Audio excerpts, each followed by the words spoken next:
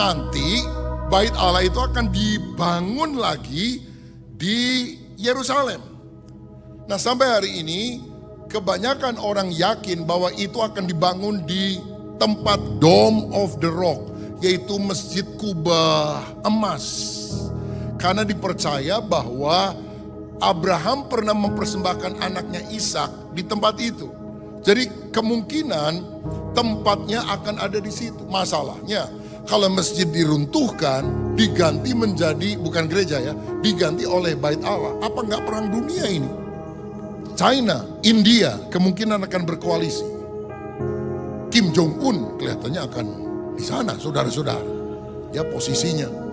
Jepang barangkali, Korea Selatan atau apa, kita nggak tahu siapa komposisinya. Tapi negara-negara timur 200 juta akan menyerang Israel. Nah, saya percaya bahwa perang itu sebetulnya adalah tanda zaman. Karena dalam Matius 24 ayat 6 dan 7 dikatakan demikian.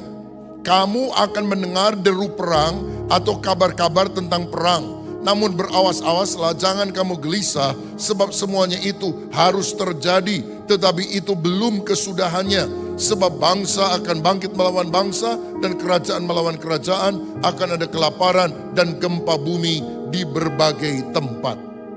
Peperangan merupakan tanda akhir zaman. Nah, di dalam akhir zaman ini akan ada dua perang besar yang kita perlu waspadai. Yang pertama disebut sebagai perang Gog dan Magog. Itu dicatat dalam Yeskiel 38 dan 39. Dan yang kedua adalah perang Harmagedon, Wahyu 16, Wahyu 9. Saya akan jelaskan satu persatu. Yang pertama adalah perang Gog dan Magog, dan ini agak dekat dengan masa hidup kita. Dalam Yeskiel 38 ayat 2-6, firman Tuhan bilang begini. Hai anak manusia, tujukanlah matamu kepada Gog di tanah Magog, yaitu Raja Agung negeri Mesek. Kata Raja Agung itu berasal dari kata Ibrani Ros, dan orang menghubungkannya dengan istilah Rusia.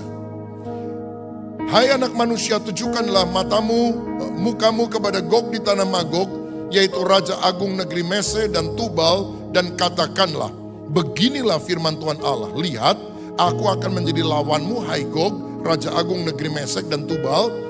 Aku akan menarik engkau dengan mengenakan kelikir pada rahangmu dan membawa engkau keluar beserta seluruh tentaramu, yaitu pasukan berkuda, semuanya berpakaian lengkap, suatu kumpulan orang banyak dengan perisai besar dan kecil, dan semuanya berpedang di tangannya. Orang Persia, Ethiopia, dan Put menyertai mereka, dan semuanya dengan perisai dan ketopong.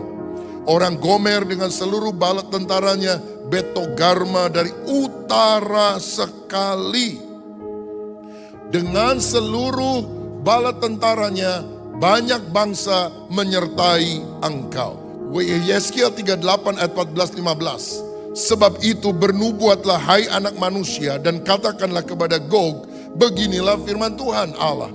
Ketika umatku Israel sedang diam dengan aman tentram, pada waktu itulah engkau akan bergerak dan datang dari tempatmu. Dari mana? Dari utara sekali. Kalau kita lihat peta dunia, maka di atas Israel sebelah utaranya itu Turki. Dan akan menjadi mitra daripada negara di atasnya lagi, di utaranya lagi, yaitu Rusia, atau negara yang dulu disebut sebagai Uni Soviet. Nah, disebut ada beberapa nama di sana. Kalau saya baca di dalam Kejadian 10 ayat 1-3, dikatakan demikian. Inilah keturunan Sem, Ham, dan Yafet, anak-anak Lu. Setelah air bah itu lahirlah anak-anak lelaki bagi mereka. Keturunan Yafet ialah Gomer, Magog, Madai, Yawan, Tubal, Meseh, dan Tiras. Keturunan Gomer ialah Askenas, Rifat, dan Togarma. Gog itu bicara tentang Rusia. Magog, Meseh, Tubal adalah negara-negara bekas Uni Soviet. Misalnya Kazakhstan, Uzbekistan, Azerbaijan. Persia adalah Iran. Gomer dan Betogarma adalah Turki dan Syria. Put adalah Libya. Ethiopia itu meliputi Mesir pada zaman dulu, juga Sudan. Nah, ini adalah negara-negara yang akan berkoalisi dengan Rusia untuk menyerang Israel. Tetapi ada yang tidak akan ikut koalisi Rusia menurut Yesaya 38 ayat 13. Yaitu Sheba, Dedan. Dan ini adalah negara Jazirah Arab. Jadi kemungkinan Arab Saudi, Uni Emirat Arab, Bahrain tidak akan pro kepada Rusia. Lalu Tarsis itu bicara soal Inggris, Eropa. Dan Eropa terkait dengan Amerika Serikat tentunya. Karena kita tahu bahwa Amerika itu adalah dulu orang-orang Eropa yang pindah ke benua ini. Mereka tidak akan pro kepada Rusia, tapi kalau kita lihat catatan Alkitab, nggak akan bantu Israel. Karena Tuhanlah menurut catatan Alkitab yang akan turun tangan untuk membantu Israel sebagai umat pilihannya. Nah, jadi ketika mereka dikepung oleh negara-negara, Rusia datang menyerang Israel, kita harus tahu tanda zaman sudah dekat. Kalau Israel sudah diserang, Gog dan Magog terjadi. Itu bisa terjadi dalam waktu yang singkat yang kita tidak pernah tahu. Atau juga bisa waktu yang lebih panjang, tergantung kemurahan hati daripada Tuhan. Nah, apa yang akan terjadi kalau Rusia menyerang Israel? Yang pertama saya lihat Tuhan akan menghukum Gog. Karena di dalam Yeskiel 39 ayat yang ke-6, firman Tuhan berkata begini, aku akan mendatangkan api ke atas Magog dan ke atas orang-orang yang diam di daerah pesisir dengan aman tentram, dan mereka akan mengetahui bahwa akulah Tuhan.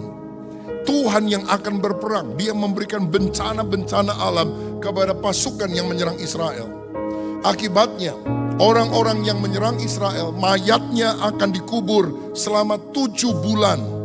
Yeskiel 39 ayat 11 dan 12. Maka pada hari itu aku akan memberikan kepada Gog suatu tempat di mana dia akan dikubur di Israel, yaitu lembah penyeberangan di sebelah timur dari laut. Dan kuburan itu akan menghalangi orang-orang yang menyeberang. Di sana Gog akan dikuburkan dengan semua halayak ramai yang mengikutinya, dan tempat itu akan disebut lembah halayak ramai Gog. Ayat 12. Kaum Israel akan mengubur mereka selama berapa lama? 7 bulan dengan maksud mentahirkan tanah itu. Lalu kemudian senjata Gog akan dibakar selama 7 tahun. Yeskiel 39 ayat 9. Dan yang diam di kota-kota Israel akan keluar dan menyalakan api serta membakar semua perlengkapan senjata Gog, yaitu perisai kecil dan besar, busur dan panah, tongkat pemukul dan tombak, dan mereka membakarnya selama 7 tahun. Orangnya dikubur 7 bulan, senjatanya dibakar 7 tahun. Ini akan terjadi dengan Rusia dan negara-negara yang menyerang Israel. Kemungkinan besar pada waktu itu akan terjadi pertobatan 144.000 orang Israel. Artinya semua orang-orang yang ditetapkan oleh Allah untuk menjadi umatnya akan diselamatkan. Nah, berikutnya ada perang yang disebut Harmagedon. Wahyu 16 ayat 12 dan 16 bilang gini, dan malaikat yang ke-6 menumpahkan cawannya ke atas sungai yang besar, sungai Efrat, lalu keringlah airnya, supaya siaplah jalan bagi raja-raja yang datang dari sebelah mana? Timur. Lalu ia mengumpulkan mereka di tempat yang dalam bahasa Ibrani disebut Harmagedon. Jadi perang Gog dan Magog, utara dan selatan, Rusia dan juga negara-negara Afrika itu akan menjepit Israel. Tapi di kemudian hari ada perang kedua, yaitu barat, negara-negara barat dengan negara-negara timur akan menjepit Israel. Jadi kalau utara, selatan, barat, dan timur ya perang dunia, saudara. Jadi perang kedua ini adalah perang Harmagedon. Menariknya perang Harmagedon ini akan diawali dahulu dengan 7 tahun pemerintahan antikristus yang akan muncul di akhir zaman. Saya bacakan 1 Yohanes 2 ayat 18. Anak-anakku, waktu ini adalah waktu yang terakhir, dan seperti yang telah kamu dengar, seorang antikristus akan datang. Sekarang telah bangkit banyak antikristus, itulah tandanya bahwa waktu ini benar-benar adalah waktu yang terakhir. Daniel 9 ayat 27. Raja itu, antikris maksudnya, akan membuat perjanjian menjadi berat bagi banyak orang selama 1 kali 7 masa, artinya 7 tahun. Ini masa pemerintahan antikris. Pada pertengahan 7 masa itu, artinya 3,5 tahun, dia akan mengakhiri persembahan korban dan persembahan sajian. Dan di atas sayap kekejian akan datang pembinasaan sampai kesudahan yang telah ditetapkan akan menimpa pembinasa itu. Jadi sebelum perang Harmagedon akan terjadi satu pemerintahan selama 7 tahun. Kita nggak tahu namanya siapa, tapi Alkitab menjulukinya sebagai Antikristus. Dan Antikristus ini akan membuat perjanjian damai dengan Israel, supaya Israel bisa membangun kembali bait Allah. Saudara, kemungkinan Antikris ini akan muncul dari negara Uni Eropa. Sekali lagi kemungkinan, karena Alkitab menunjukkan dengan jelas ayat-ayatnya. Tapi dalam konteks sekarang apa itu? Nah, di sini ada penafsiran. Dan kemungkinan itu dari Uni Eropa, di mana 10 negara bersama-sama di bekas kerajaan Romawi yang dahulu akan bergabung. Dan Antikris akan mendukung Israel untuk mendirikan kembali bait suci, yang disebut sebagai bait suci yang ketiga. Bait Allah yang pertama itu didirikan oleh Salomo, sangat megah dan bagus. Tapi kemudian dihancurkan oleh kerajaan Babilonia yang dipimpin Nebukadnezar pada tahun 586 sebelum Masehi. Kemudian Israel ditawan selama 70 tahun ke Babel. Tetapi atas pemerintahan Koresi dari kerajaan Media Persia yang mengalahkan Babel, mereka boleh balik kembali. Kita kenal Zerubabel, Nehemia, Esra balik kembali ke Yerusalem. Dan dia membangun kembali bait Allah yang sudah runtuh itu menjadi bait Allah yang kedua. Kecil, tidak bagus. Tapi kemudian hari Herodes untuk menarik simpati orang Yahudi memperluas tembok tersebut, memperluas bait sucinya. Dan sampai hari ini kita bisa lihat bait suci itu masih ada sisanya. Karena bait Allah yang paling besar itu dibangun oleh Herodes, lebih besar dari bait Allah Salomo. Tetapi kemudian tahun 70 Masehi dihancurkan oleh Jenderal Titus dari Roma, dan orang Yahudi terserak selama berabad-abad ke seluruh dunia. Sisanya itu disebut sebagai tembok ratapan, ya, yang di ujung sebelah kanan ini. Pertanyaannya begini, nanti bait Allah itu akan dibangun lagi di Yerusalem. Posisinya di mana? Nah, sampai hari ini kebanyakan orang yakin bahwa itu akan dibangun di tempat Dome of the Rock, yaitu Masjid Kubah emas. Karena dipercaya bahwa Abraham pernah mempersembahkan anaknya Ishak di tempat itu. Dipercaya juga oleh umat muslim bahwa Nabi Muhammad itu Isra dan Mi'raj, naik ke sorga dari batu tersebut, saudara. Jadi kemungkinan tempatnya akan ada di situ. Masalahnya kalau masjid diruntuhkan, diganti menjadi, bukan gereja ya, diganti oleh bait Allah. Apa enggak perang dunia ini? Dan ini akan menjadi masalah yang sangat besar.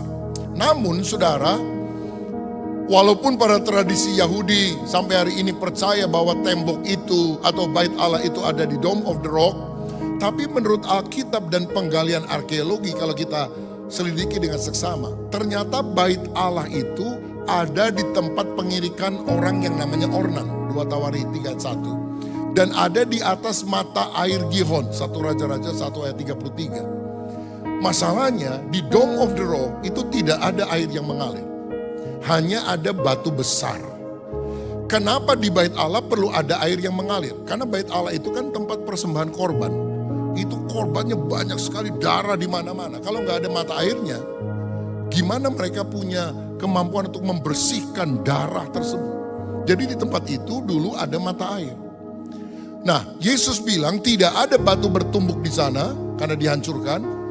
Dan kita lihat juga tidak ada mata air di sana. Sehingga beberapa kelompok mengatakan kemungkinan itu bukan di Dome of the Rock, tetapi di sampingnya, di samping kirinya. Jika itu benar, maka bisa jadi bait Allah akan dibangun di sebelahnya, bukan persis di Dome of the Rock. Dan kalau ini terjadi, mungkin akan lebih bisa diterima daripada bangunan masjidnya dihancurkan.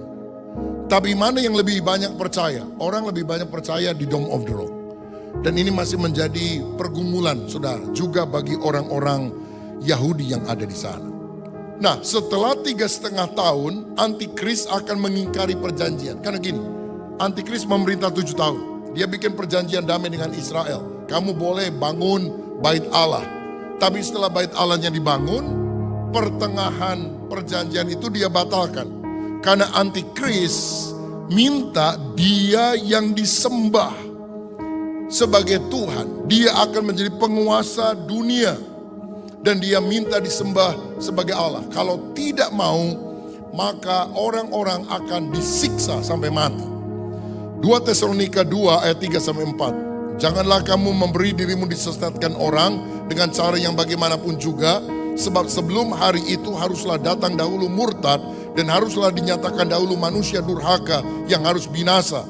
Yaitu lawan yang meninggikan diri di atas segala yang disebut atau yang disembah sebagai Allah. Bahkan ia duduk di bait Allah dan mau menyatakan diri sebagai Allah. Dia akan masuk ke bait Allah dan dia bilang, sembah aku karena aku adalah Allah. Dan tentu orang Yahudi tidak mau menyembah Antikris dan mereka akan dibantai.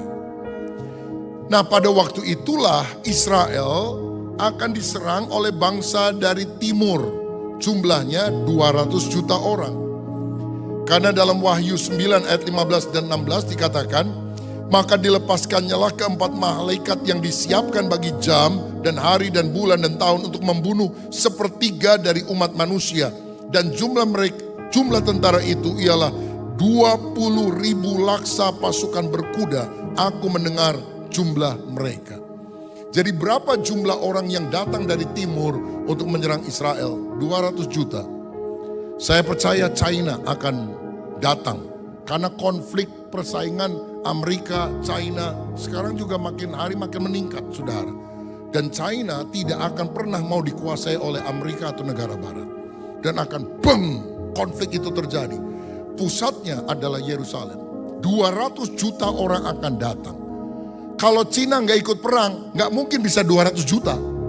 Negara mana yang bisa kirim 200 juta, saudara, kalau Cina nggak ikut serta? China, India kemungkinan akan berkoalisi. Kim Jong-un kelihatannya akan di sana, saudara-saudara. Ya, posisinya. Jepang barangkali, Korea Selatan atau apa, kita nggak tahu siapa komposisinya. Tapi negara-negara timur 200 juta akan menyerang Israel. Posisi Indonesia di mana? Tidak jelas. Tapi ini petanya yang kita harus tahu. Setelah utara Rusia dan selatan Afrika berkoalisi menjepit Israel, Tuhan hujani dengan bencana alam, hujan es, hujan batu dan sebagainya, orang-orang mati. Lalu kemudian timur dan barat akan menjepit Israel, rebutan, saudara-saudara. Nah, pada waktu itulah di akhir perang Harmagedon, Tuhan Yesus akan datang dan Antikristus akan ditangkap. Lalu nabi palsu juga akan dilemparkan bersama-sama ke lautan api yang disebut sebagai Gehenna atau neraka. Wahyu 19 ayat 20. Maka tertangkaplah binatang itu dan bersama-sama dengan dia nabi palsu yang telah mengadakan tanda-tanda di depan matanya, dan dengan demikian ia menyesatkan mereka yang telah menerima tanda dari binatang itu dan yang telah menyembah patungnya. Keduanya dilemparkan hidup-hidup ke dalam lautan api yang menyala-nyala dengan belerang. Dan saya mau bilang, penguasa neraka itu bukan setan. Siapa yang bikin neraka? Tuhan. Neraka diciptakan untuk apa? Menghukum setan. Neraka tidak diciptakan untuk menghukum manusia sebetulnya. Karena manusia ditetapkan oleh Allah untuk masuk ke dalam kerajaan sorga. Tapi kalau manusia dengan kehendak bebasnya melawan Tuhan terus dan bilang, biarin sedeh, saya masuk neraka aja. Lumayan, banyak bintang filmnya. Saudara dengan kehendak bebas akan masuk ke dalam neraka. Dan siapa yang akan menyiksa orang-orang yang masuk neraka? Bukan setan. Banyak gambaran pikir begini, setan akan duduk di singgasananya, lalu dia tusuk orang, bikin sate dan sebagainya. Enggak, saudara. Di neraka yang paling berat hukumannya adalah Lucifer. setan. Bagaimana dia bisa menyiksa orang lain? Wong dia yang paling disiksa. Itu gambaran yang paling alkitabiah. Karena mereka akan disiksa oleh nyala api dan penguasa sorga, termasuk penguasa neraka, penciptanya adalah Tuhan. Tuhan akan memberikan pahala kepada orang yang takut akan dia, tapi akan menghukum mereka yang mengikuti jalan hidup daripada si iblis. Jangan sampai masuk neraka. Kita percaya Yesus, Tuhan menyediakan sorga bagi setiap orang yang percaya kepadanya. Boleh katakan, boleh juga ketik bagi saudara yang online, saya mau masuk sorga. 2, 3, saya mau masuk sorga. Saudara mau masuk sorga? Haleluya, ketik ya, saya mau masuk sorga. Caranya gimana? Percaya kepada Yesus, maka engkau akan selamat, engkau dan seisi keluarga. Nah, kalau Yesus datang, dia akan mendirikan kerajaan 1000 tahun damai di dunia ini. Dia akan mendarat di Bukit Zaitun, bukan di Philadelphia, percayalah saudara. Dia akan mendarat di Bukit Zaitun, dia akan menggenapi janji kepada Abraham. Karena Tuhan pernah ngomong gini kepada Abraham, Israel itu teritorialnya dari sungai Mesir, Nil, sampai sungai Efrat di Irak. Jadi wilayah Israel itu akan besar dari Mesir sampai ke Irak. Dan Tuhan pernah bilang kepada Daud bahwa di atas tahta Daud akan datang raja yang kekal, yang tahtanya kokoh selama-lamanya. Siapa keturunan Daud yang pernah jadi raja kekal? Nggak ada, semuanya mati. Kecuali nanti Yesus. Karena itu Yesus digelari sebagai anak Daud. Bukan sekedar keturunan Daud, tapi dia adalah Mesias yang akan datang. Jadi kalau saudara Natalan kadang nyanyi Malam Kudus kan, ada bait yang bilang begini, Kristus anak Daud, Kristus anak Daud. Itu bukan sekedar Yesus anaknya Daud, keturunannya Daud, tapi dia adalah keturunan kesekian dari Daud yang akan memerintah sebagai Mesias, raja yang kekal sampai selama-lamanya. Karena itu percayalah kepada dia. Ibu kotanya adalah Yerusalem. Selanjutnya kerajaan 1000 tahun ini akan merger, akan bergabung dengan langit baru dan bumi baru. Karena langit dan bumi baru yang sekarang, yang lama ini akan lenyap saudara sekalian. Dan Tuhan akan mengganti dengan langit baru dan bumi baru. Ibu kotanya adalah Yerusalem baru yang turun dari sorga. Kerajaan 1000 tahun bukan di sorga, di bumi. Ibu kotanya Yerusalem yang ada di Palestina. Tetapi nanti Yerusalem baru turun dari sorga ke bumi yang baru. Dan itulah kerajaan Allah yang kekal sampai selama-lamanya.